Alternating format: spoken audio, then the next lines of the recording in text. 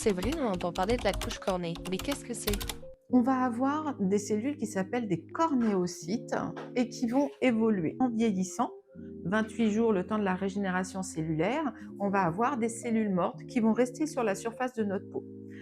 Imaginez ni plus ni moins un toit. Le toit, il est maintenu par en dessous et entre par un ciment intercellulaire. Ça va être une sorte de mortier. L'ensemble va pouvoir créer vraiment une barrière au niveau de votre peau. Et son rôle, ça va être essentiellement de protéger. Donc l'intérêt, c'est vraiment de l'entretenir. C'est notre première barrière, c'est notre manteau contre l'hiver. Elle va nous protéger contre les UV, les bactéries, la pollution. Elle va également réguler l'hydratation. C'est vraiment notre première ligne de défense. J'entends souvent parler de bons gras, mais c'est quoi? Ce sont les gardiens silencieux de notre peau.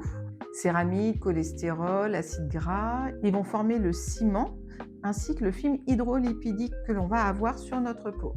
Sans eux, la barrière cutanée va s'effondrer et il faut vraiment les préserver, les nourrir, les entretenir. Et les nettoyants dans tout ça, t'en penses quoi?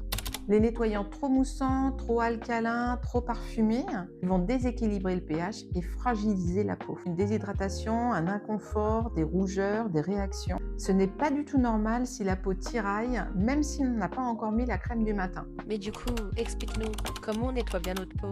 Alors, une seule fois dans la journée, idéalement un double nettoyage si jamais vous utilisez des crèmes solaires ou du produit maquillage.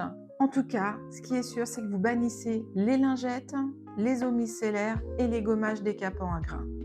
Est-ce que tu peux nous donner ta routine idéale? Le soir, si jamais vous avez mis du fond de teint, on va d'abord commencer avec un lait démaquillant. Impératif de manière à retirer ces produits qui sont très concentrés. Et ensuite, on va utiliser un nettoyant traitant. Nous, on a la mousse Sifoliate chez Phytomer qui va avoir un pH légèrement acide, exactement en adéquation avec notre peau. Et on finit après avec le tonique rosé visage. Le matin, c'est très simple, uniquement la rosée visage. La nuit, notre peau n'a pas été salie.